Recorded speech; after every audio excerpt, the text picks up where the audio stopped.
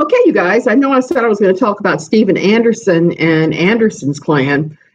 Something has come up between the time that I put this together and the time I started going online. Something has come up.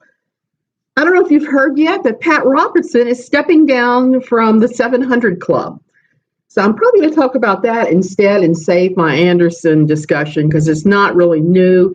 It's more me looking through what Robert Tuttle has been saying on the Reason Files. He is one of the best sources. He knows everybody in that world. So I was looking at his videos on that because there's some really crazy stuff going down at Steadfast Baptist of Dallas, where Jonathan Shelley is the pastor. But I'm going to save that for another day. I want to talk about Pat Robertson. He's stepping down after 55 years as the host of the 700 Club. Now, you may not know, the 700 Club takes their name from the number of supporters they need to have sending in $100 a month in order to keep the show on the air. That's where the original 700 Club comes from, 700 supporters. So you got 700 supporters doing this thing, and that's how they were funding themselves on the air. Now, this is really interesting timing because right now,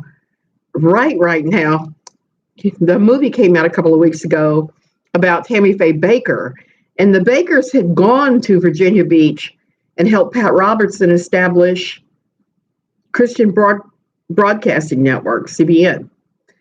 They were instrumental in the early days. Jim Bakker is the one that started the 700 Club, and apparently at some point Pat Robertson decided that he was the one in charge, and he thought that Tammy Faye and Jim were doing too much. So he turned around, he took over the show, and he fired Tammy Faye and Jim, even though Tammy Faye was doing a very popular children's Christian show at the time. So there's that. I need to rant about some of the things that Robertson has said through the years that just have rubbed me the wrong way.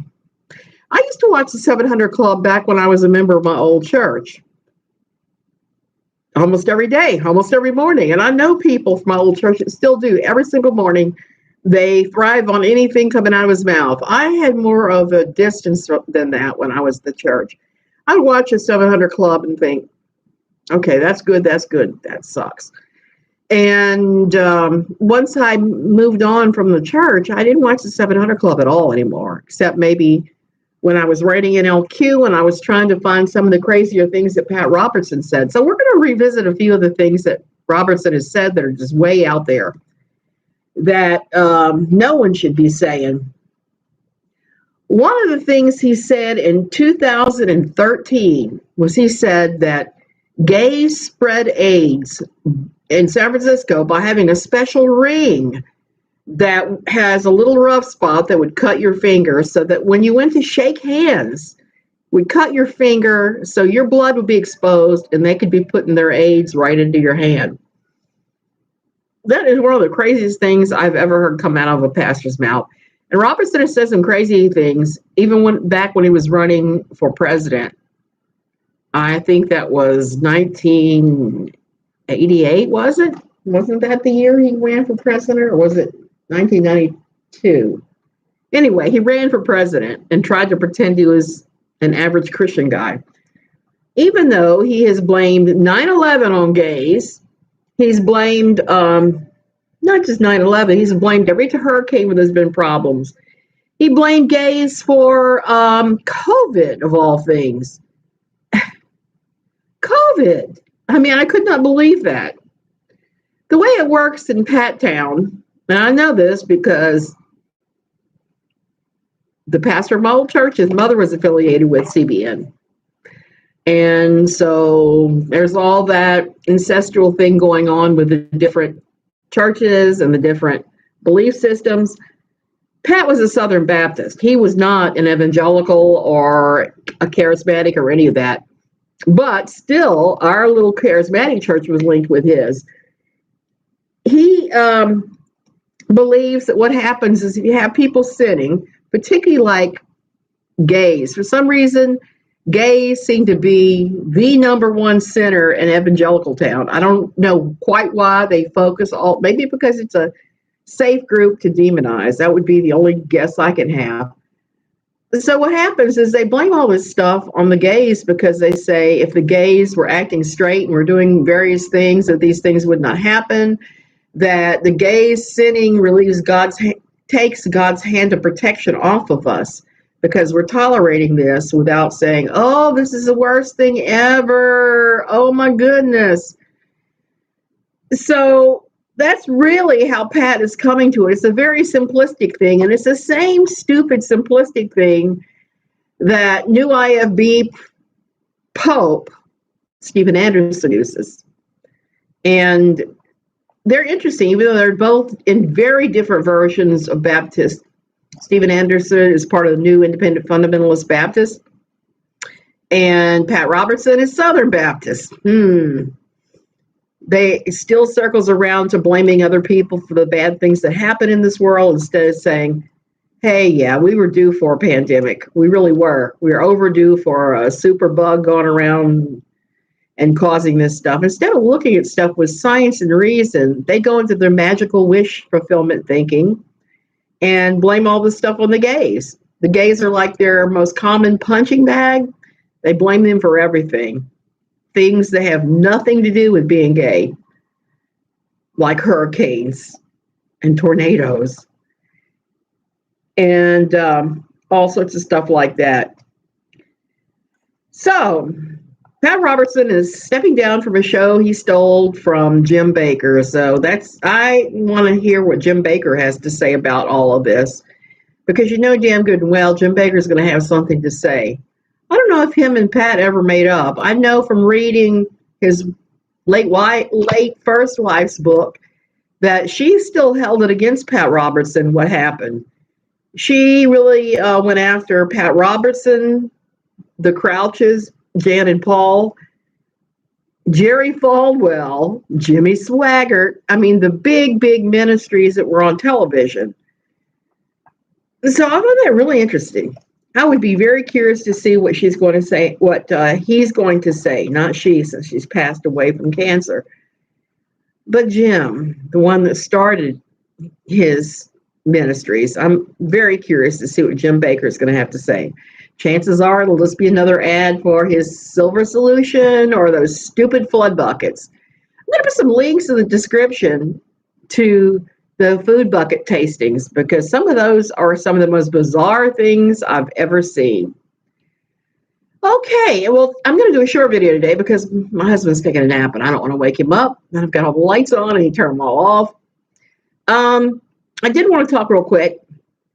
Someone suggested that we do a movie discussion thing for movies involving quiverful or evangelicalism, like the recent The Eyes of Tammy Faye video.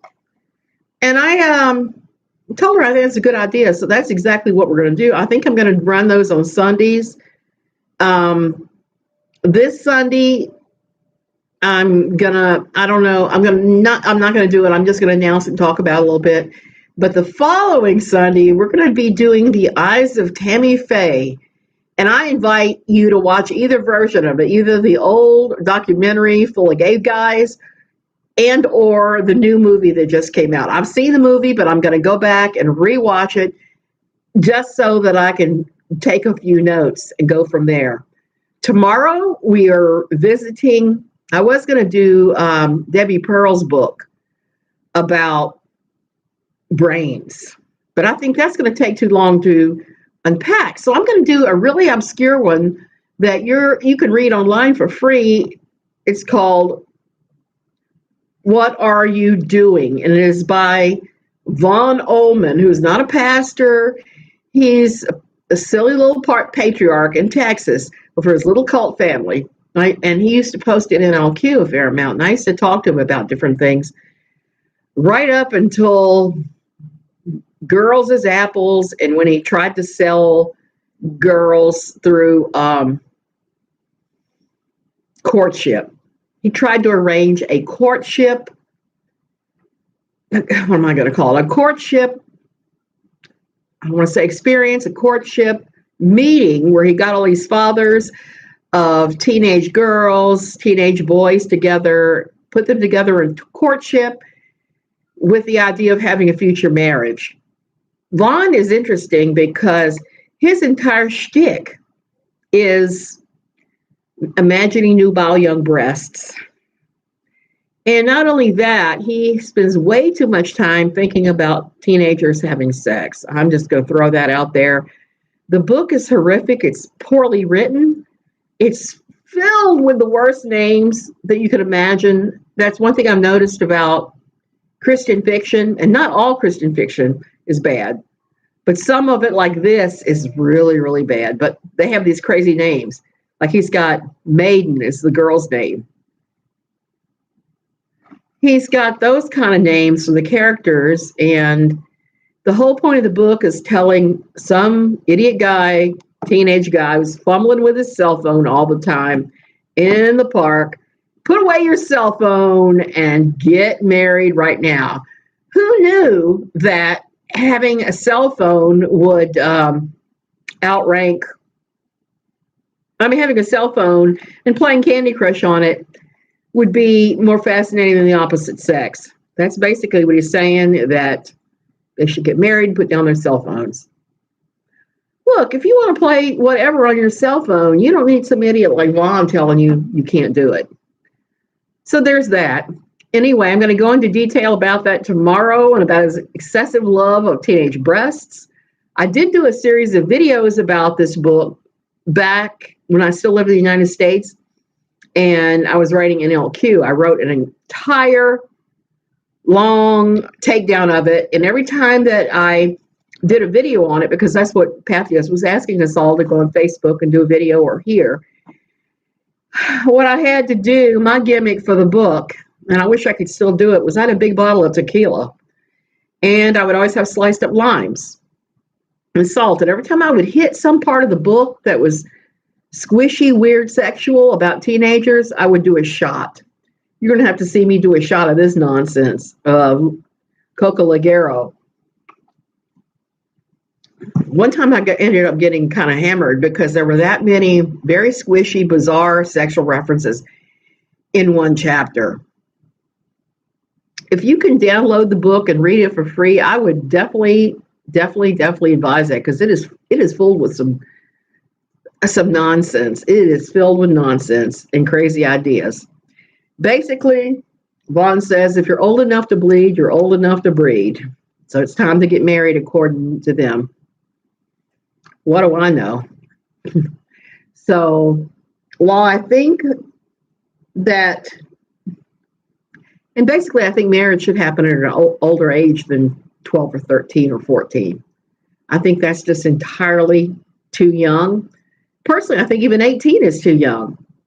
That was one thing that I noticed in my old Fundy Town church, is that these people who are having trouble with their marriages, they were constantly having drama, and there was constant cheating and stuff. Almost all of those people had married at 17 or 18 years old. They'd never had any life experiences. They had nothing to compare it to.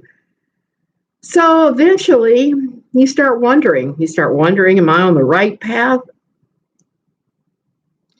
And when that happens, all hell breaks loose. That's when they start cheating and running around and doing this and doing that. And I've seen so many of those young marriages just blow apart. And I think that's why evangelicalism has a much higher divorce rate than heathens. I'm going to use their word, heathens. I don't think people are heathens, but apparently in that lifestyle, they consider anybody who's not saved to their variety of Christianity to be a heathen. Okay, you guys, I'm going to go ahead and go. I don't think the chat works. Nobody's talking. I've got almost no people in my watching this, so I don't know what's up with that, but that's okay. I'm going to make this available as a replay. So let me know in the comments what you think about Pat Robertson stepping down after 55 years of his program. He's going to once a month that he's going to appear. He's also going to be a special correspondent. Now, keep in mind, this is a guy that owns gold and diamond mines in Africa and is involved in all kinds of squishy stuff. It's not exactly what I would call wholesome. Okay, see you guys later.